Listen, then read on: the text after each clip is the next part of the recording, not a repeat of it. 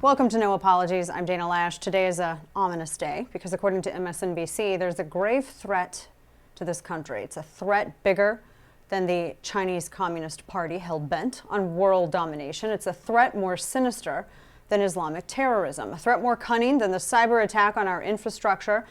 This is a threat more terrifying than the crisis on our border.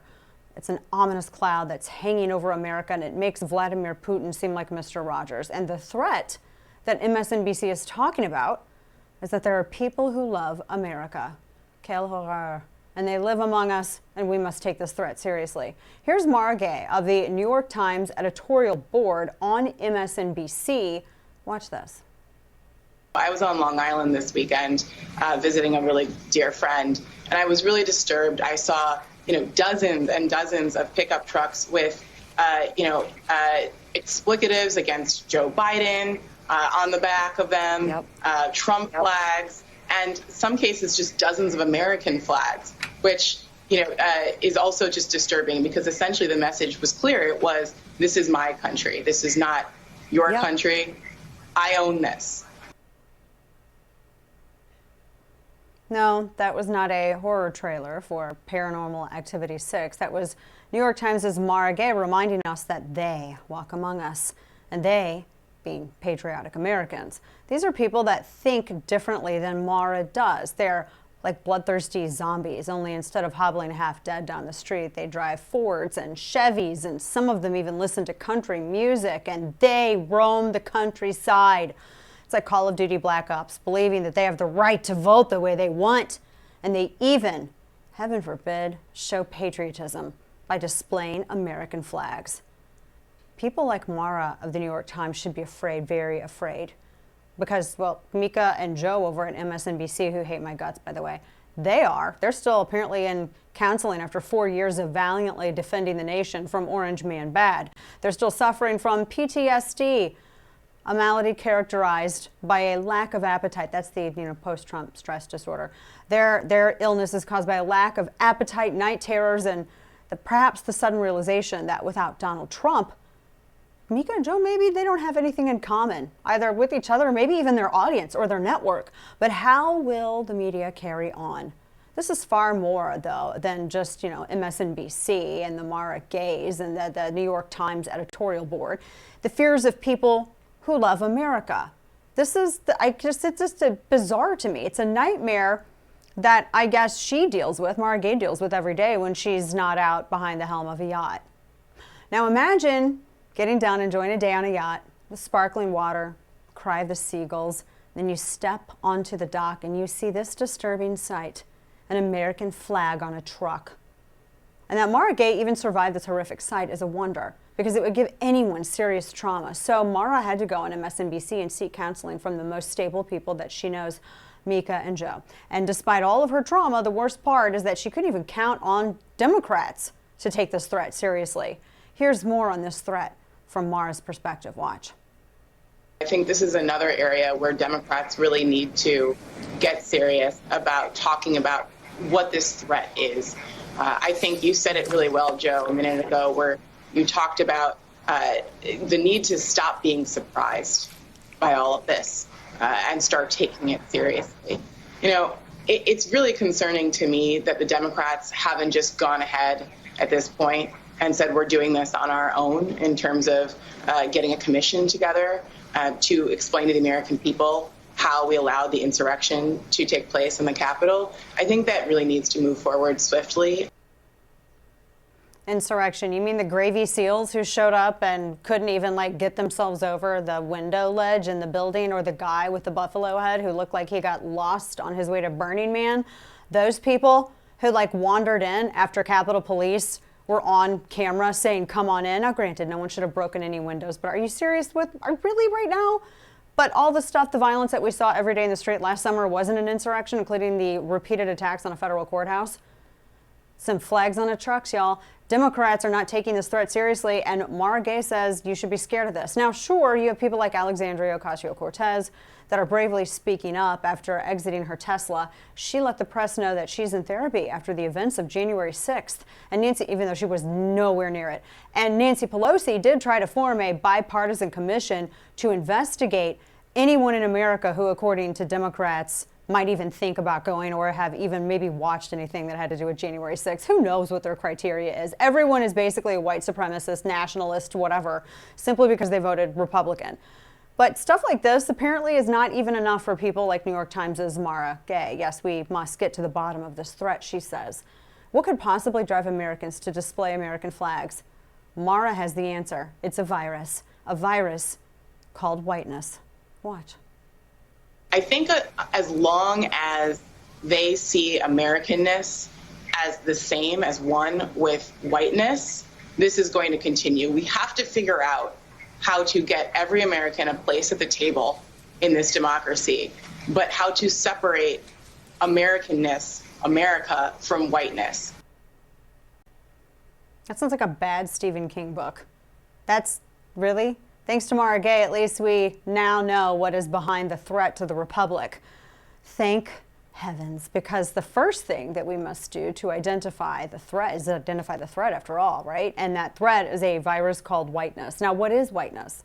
Whiteness is basically any idea that Mara Gay, MSNBC, and the New York Times disagrees with.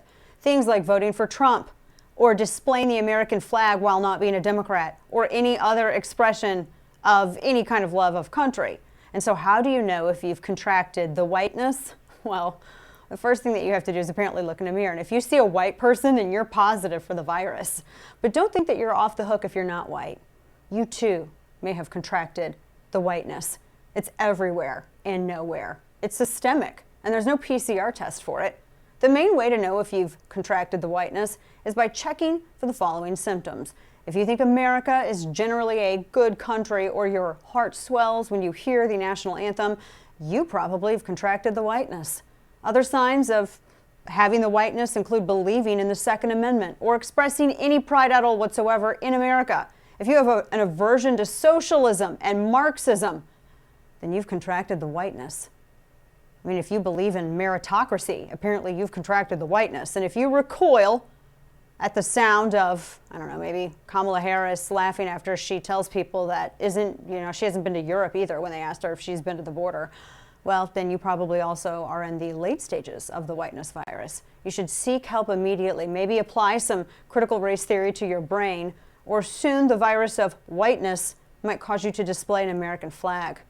We are in gratitude to Mara for being incredibly brave and pointing out this menace to America known as the whiteness, which also sounds like a really bad name for an 80s band, but I digress.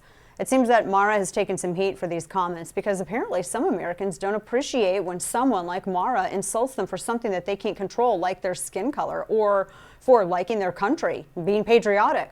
But Mara can count on the New York Times to defend her. Yes, instead of condemning Mara's racist words, the New York Times dutifully supports them and says that you're all idiots.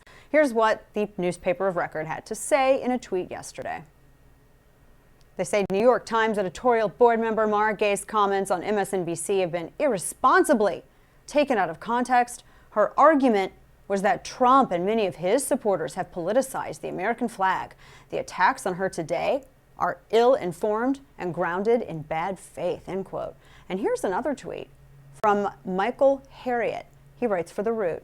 He says, quote, "There's nothing wrong with the American flag, but Mara Gay was right. Anyone who flies an American flag on a pickup truck is a whole different breed of white people," end quote. So there it is. The threat is so clear now.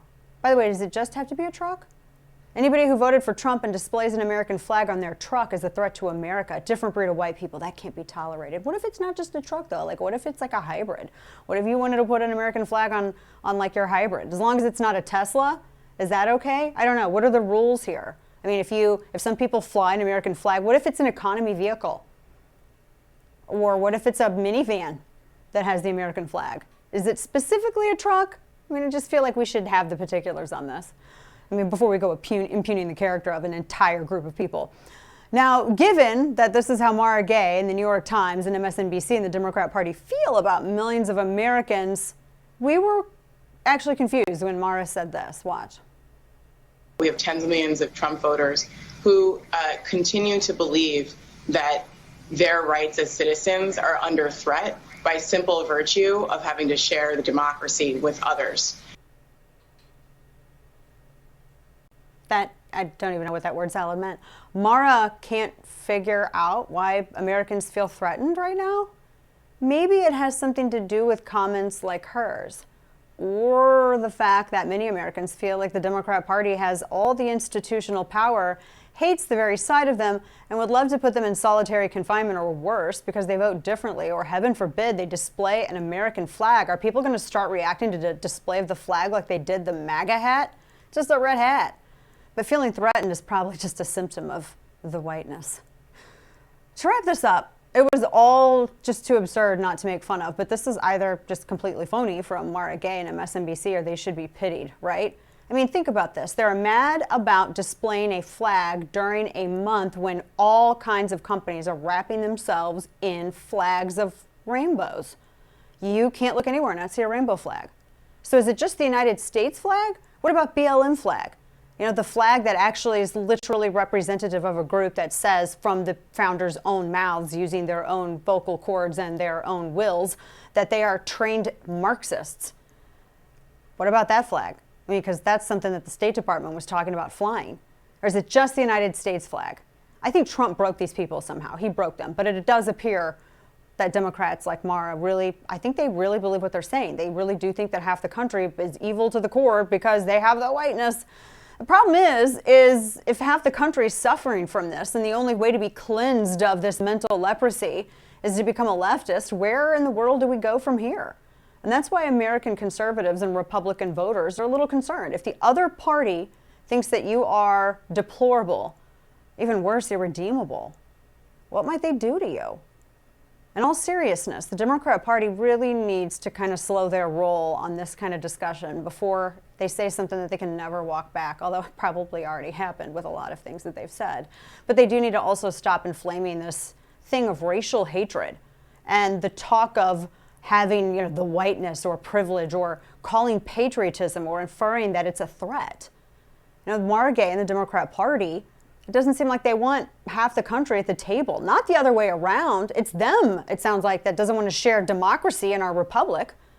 This is just one giant gaslighting. Republicans just want to be left alone. They want to be left alone and put their American flag on their truck without being called a racist. But the Democrat Party really wants to push them in a corner. That's what one does when they don't have any issue of substance to push. They have to use identity politics. They want to label all of these people as evil. They want to call them a threat simply for patriotism. And the real threat isn't whiteness. It's a virus called intolerance. And it's coming from the progressive left. And this virus, if this virus spreads further, I mean, how do you bridge this division? How do you stem off this kind of abuse? Nobody wants actual conflict, but nobody wants to be gaslit into thinking that they're guilty of a sin, a moral failure either. That's where talk like this leads.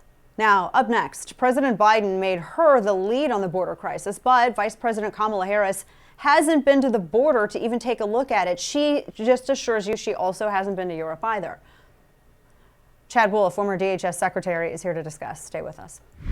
Black Rifle Coffee Company is a veteran-owned coffee company serving premium coffee to people who love America. Veteran CEO and founder Evan Hafer spent over 7 years on the ground overseas with U.S. Special Forces and as a CIA contractor. Black Rifle Coffee is committed to Evan's vision of supporting veteran, law enforcement, and first responder causes. Now, this summer, Black Rifle Coffee Company invites you to enjoy your coffee. And by that, they don't just mean the great taste, but more so the places you drink it, the adventures it fuels and inspires, and most of all, the simple moments that are served alongside your Black Rifle coffee. Whether you're brewing the perfect cup or drinking a can of 300 on your next backcountry mission, Black Rifle Coffee is here to fuel your way wherever the summer takes you. So head to blackriflecoffee.com/DanaTV to order yours. Use code DanaTV at the checkout for 20% off your purchase and your first coffee club order. Fuel your summer with America's coffee. Black Rifle Coffee.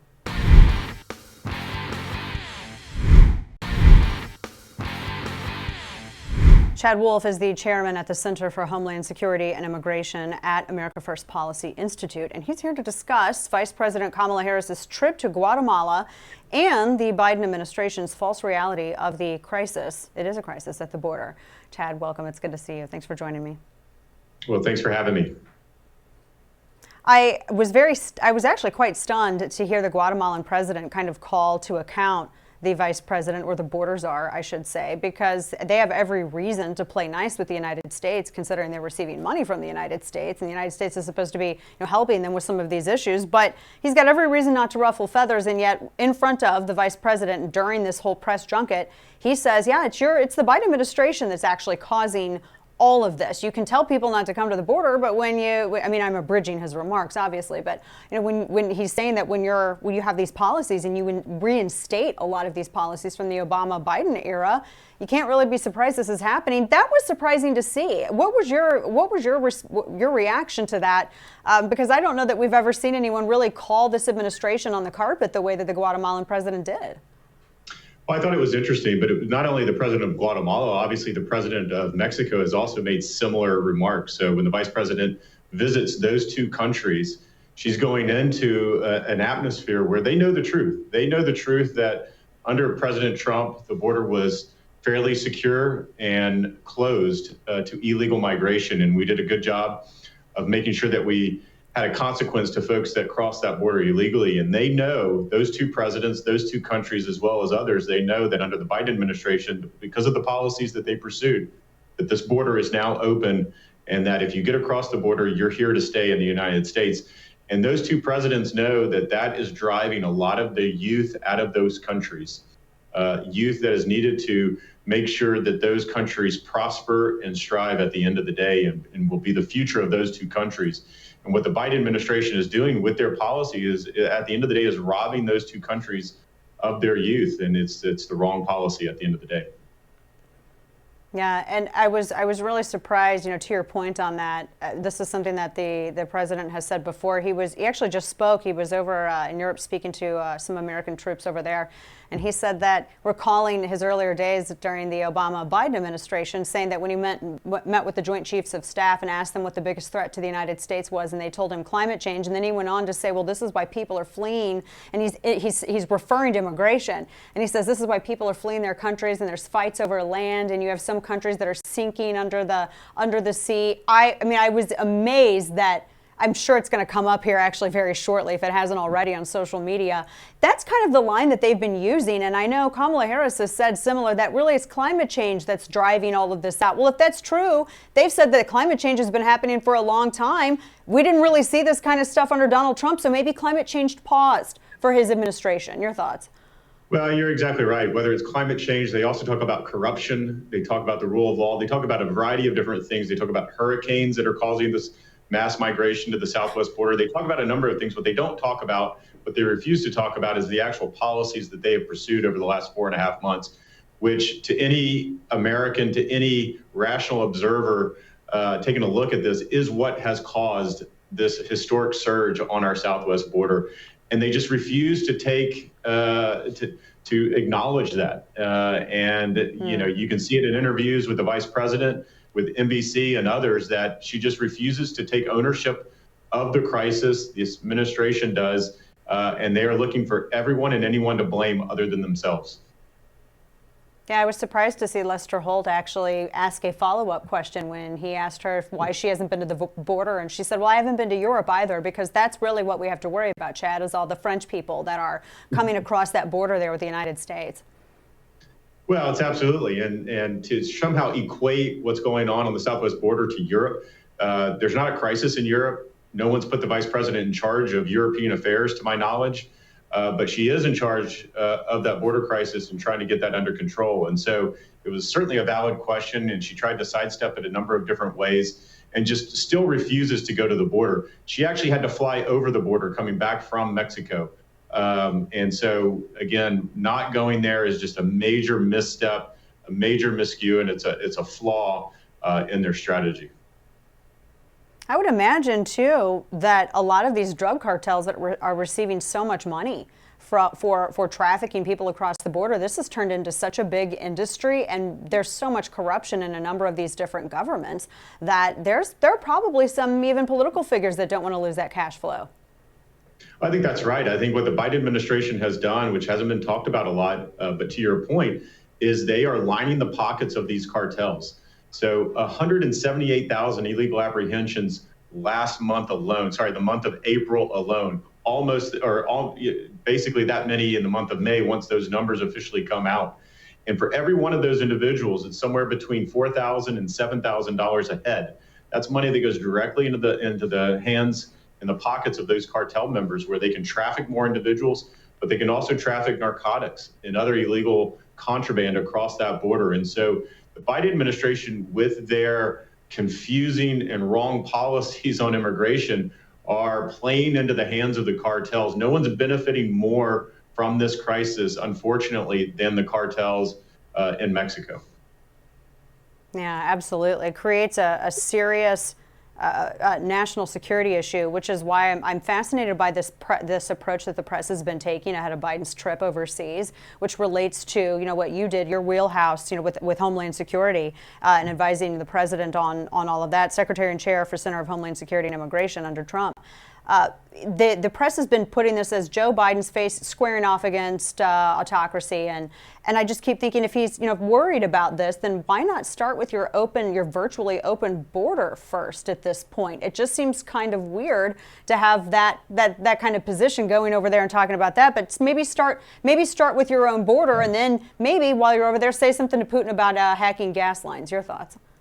Well, I think that's right. And I think, one of the great things about President Trump was he understood this issue, and he understood that what was impacting Americans every day were the 70,000 drug overdose deaths that this country witnesses and experiences every year. And that is a direct threat to the homeland and to the security of the American people. And that comes mainly from these cartels south of the border, moving this illegal stuff. And so we took a number of steps to try to crack down on that, not only the illegal migration, illegal immigration, but also attacking these drug cartels as well. And so, again, the Biden administration doesn't like to talk about this. They don't really confront this. Instead, they'll much prefer to go to Europe and talk about, their traditional foreign policy threats.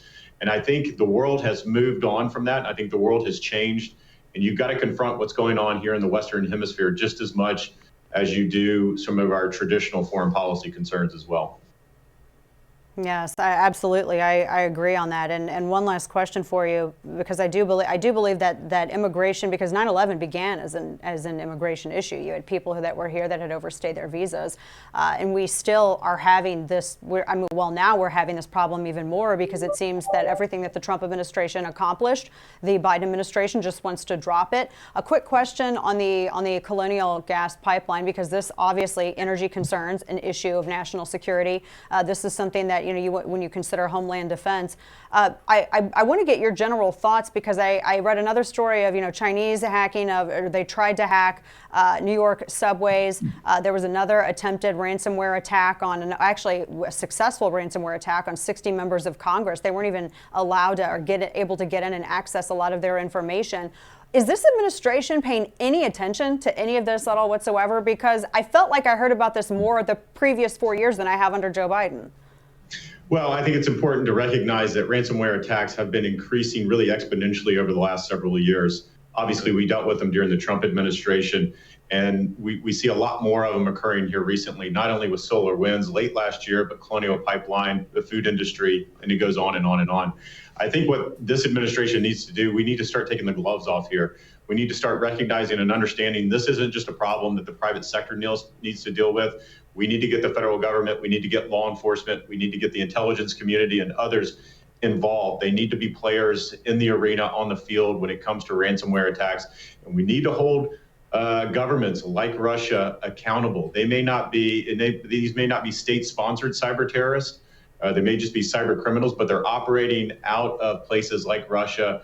They're getting provided safe haven and others. So hopefully President Biden, when he's talking with President Putin later today or later this week, that this is a primary topic that's got to be discussed.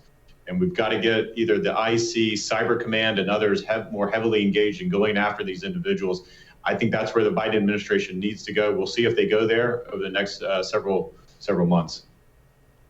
Yeah, I said on air after the Biden administration sent someone out, I think it was from their Department of Homeland Security, when they were asked what's going to happen with the ransomware, with the ransom on this, and they said, oh, this is a private business matter. I said on air, I'm like, that's not a soundbite that you would have heard from Chad Wolf if he would have been up there behind the dais talking about that. He wouldn't have said this is a private business matter. So we miss those days. Chad, thank you so much for your time. We appreciate it. Good to see you. All right, thank you. Coming up, race norming in the NFL. What is race norming? And what does it have to do with the National Football League? Does it exist? And if so, what is to be done about it? Former NFL player Jack Brewer joins us next to break this story down. It's something that one of the biggest virtue signaling sports organizations in the country, you think that they would probably be a little bit more interested in stopping this. We'll discuss it. If we've learned one thing recently, it's that the unthinkable can happen at any moment. And the best way to ensure that you make it through it is to prepare now with an emergency stockpile of food from My Patriot Supply. They're America's preparedness leader, giving millions peace of mind for an uncertain future. But don't wait until it's too late. Act today before you have a stock market crash or more civil unrest or a natural disaster or worse. My Patriot Supply has served millions of families for over a decade, earning 39,000 4- and 5-star reviews. Their food is specially packaged to stay fresh and delicious for 25 years. And unlike other emergency foods, each meal provides 2,000 much-needed calories when you need them the most. So if you act now, you'll save 25% on their 4-week emergency food kit. Just visit preparewiththefirst.com to save 25% on a valuable 4-week kit. That's preparewiththefirst.com.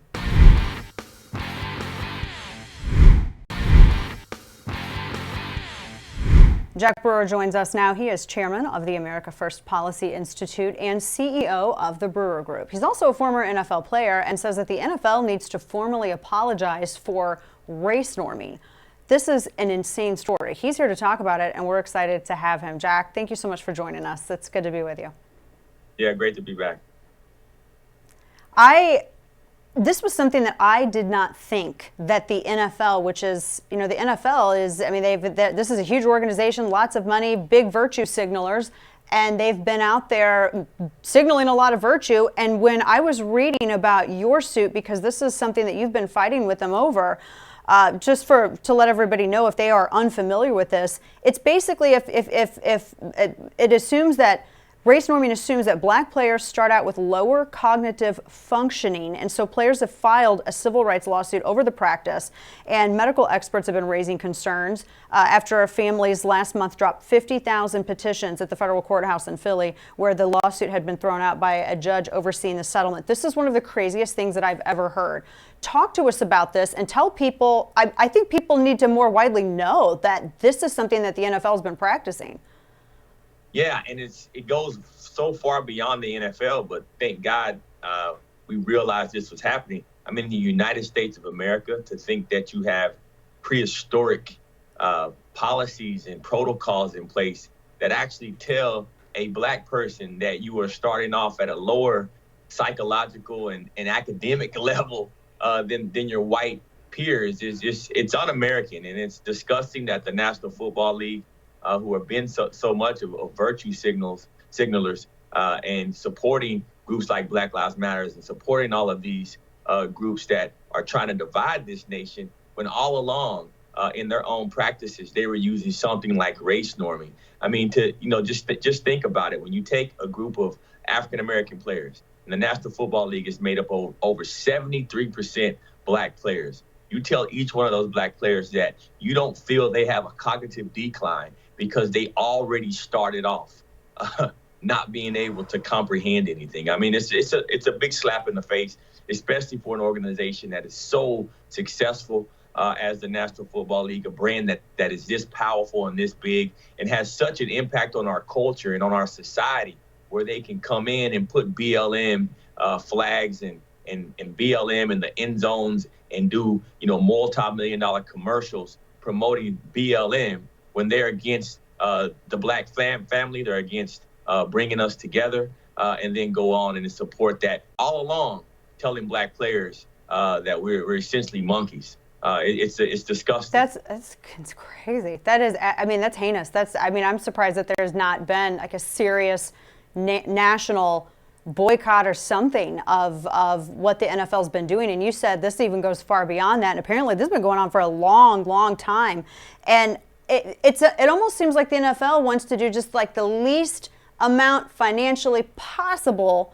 And that is kind of what it comes down to, because I was looking at some of the just expenses for head injuries and concussions and, et cetera. That's not cheap treatment. That's very expensive health care.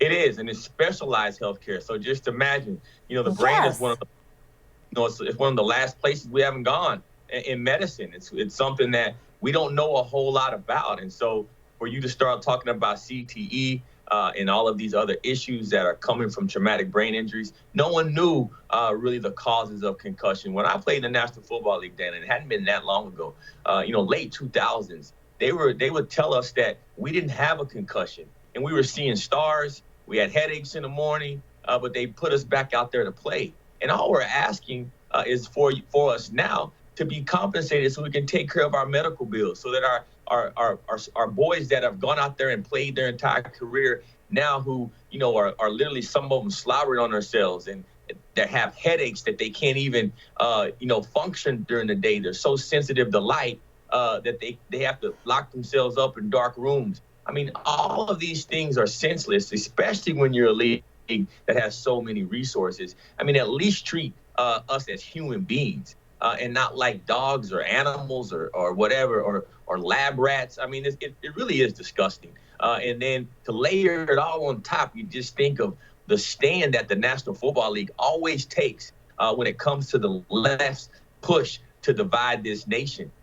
We should all stand against the National Football League right now and demand that not only them, but anyone else who are using these prehistoric practices, that's not what this country's about. And us as Americans that love our country, that are patriots, that love this nation, we all need to stand and lock arms right now against anything like that that's allowed to take place in the medical industry in this country.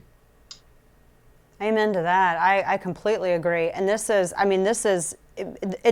more, to me, when I look at this, it's not only discriminatory, this is downright sinful. And Right. It is. It's this an absolute moral failing. An organization that has the ability to take care of players that have performed, and they've, and everyone's like, well, football players, they get a lot of fame, they make a lot of money. I think that that's just a ridiculous generalization of what's actually going on here, because this is such a short period of someone's life in which they, because it's such a contact physical sport in which they can actually play and be on the field. I mean, I know I'm preaching to the choir here, but I mean, it's not like, you don't see like 60 and 70-year-old football players out there. You're right. I mean, 3.2 years is the average expectancy for a National Football League player. And so you think about that and you wrap your head around that. Most of your life, you're 28, 27 years old when you're retiring. And just like you said, I mean, it goes deeper than that. To think that our medical industry in our nation was even allowing this practice. I mean, they were literally allowing this practice. I mean, this is a scientific equation that they've put together that they really use in America. They always talk about racial discrimination. They always talk about institutionalism. But people don't even really realize that this stuff exists. But the very people on the left that always talk about it are the ones that put it into practice. This thing was put in by the Carter administration in the 80s. And the Bush administration came in 2001 and put an end to that. And it was Republicans and conservatives who had to stand up against that. And people called them racist then. No different than now when we're talking about critical race theory. People are calling conservatives racist because we don't want to push and indoctrinate our kids with critical race theory. Well, the reason is if you put that and you start telling these kids that they're victims, they're going to believe that they are. And then what's going to happen? They're going to really become victims. Just like now, African-American football players have become victims because of a prehistoric policy that liberals pushed, thinking that they're doing favors to black people. We're no victims. We live in the greatest country on earth. We can all go out and live the American dream. Let's start having that be our message, besides trying to make us all seem as if we're victims and dividing us based on the color of our skin. Oh my gosh, Jack, you're taking us all to church. I completely agree 1,000%. And the implication here for the medical industry, you know, I was talking on radio the other day about critical race theory involved in medicine and people's biases involved in medicine. I just, with something like this in the medical community, the fact that it's such a litigious industry anyway, the fact that there has not been anybody in the medical community that allowed for this kind of thing to stand, that they have not been called to account, that is terrifying for people who are putting not just their trust, their lives in these people's hands. Your final thoughts on this? It's disgusting, especially when you look at Black women and, you know, child mortality at birth and all the issues that African Americans go through in this nation. Why can't we address the issues? Why can't we ever get to the root cause of all of these inefficiencies that take place in our system? Well, the reason is because the left is pushing all of these policies that are actually making things worse, trying to make systematic changes and label people based on the color of their skin. I mean, this is embarrassing. And I tell you what, when people understand what's happening, because a lot of folks can't even comprehend this. People can't even comprehend it. So you can't fight against something that you can't comprehend. So I'm hoping and I'm praying to God that maybe my message will resonate with enough people to where we all can stand up as Americans that love this country, that all have the fear of God, to stand up for righteousness, because that's what it's about. It's about morality and righteousness, and that's what conservatives represent. Amen to that. Here in 2021, never thought that you'd hear anybody practicing anything like this. It's just mind-blowing, and I agree. People need to be talking loudly and standing up to the NFL on this. Jack Brewer, God bless you, my friend. I so appreciate your message, appreciate your work and your time with us today. Thank you. God bless you, Dana. Thank you. God bless. Thank you. All right, folks. You guys know that chicken sandwich can be a trailblazer for LGBTQ plus rights, right? Chicken sandwich. We'll talk about that next. Stay with us.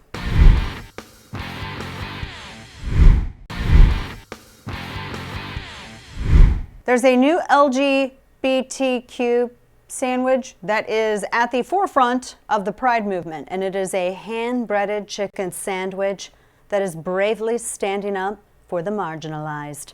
It doesn't taste very good because it's from Burger King, but it's on the right side of history. That's right. It's Burger King's very marginal but morally upstanding chicken sandwich. Let us show you what we mean. Here's the tweet from Burger King. It says the hashtag Chick says LGBTQ plus rights during Pride Month, even on Sundays. Your chicken sandwich craving can do good. We are making a donation to HRC for every chicken sold.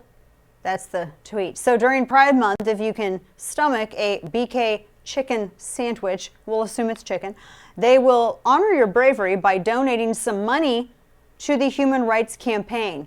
But notice that line, even on Sundays. Because see, that's Burger King taking a poke at a certain competitor that closes on Sundays. They close on Sundays and they're still #1 in fast food.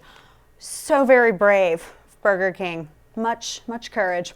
Now, we bet that this BK chicken sandwich has the LGBTQ community feeling more pride than they did after the Stonewall Rebellion. Yes, the LGBTQ movement is now so rebellious and so countercultural that it's being led by one of the most forgettable corporate fast food chains ever invented. A company that makes a chicken sandwich so average, few would eat it, unless Burger King creates a marketing gimmick to make people put one in their mouths.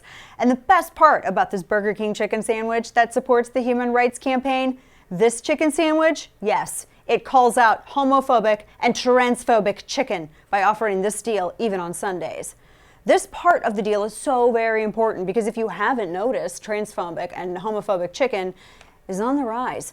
More and more Americans are eating this chicken and actually enjoying it a lot.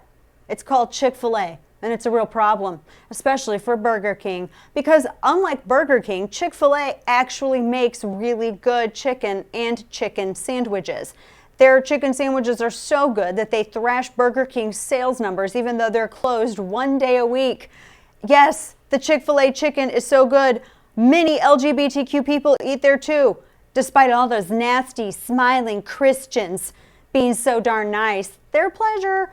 Turns out corporate pandering to the LGBTQ community during Pride Month doesn't work if your competitor makes a vastly better product. Dang you, Chick Fil A. Maybe Burger King would have a chance against you if you focused on fighting global warming or something. But alas, Burger King knows Chick Fil A won't do that. And why? Because they are an evil Christian chicken company that only cares about making mouthwatery chicken and making their customers happy. That does it for us tonight. Thank you for tuning in. Good night, and don't bend the knee.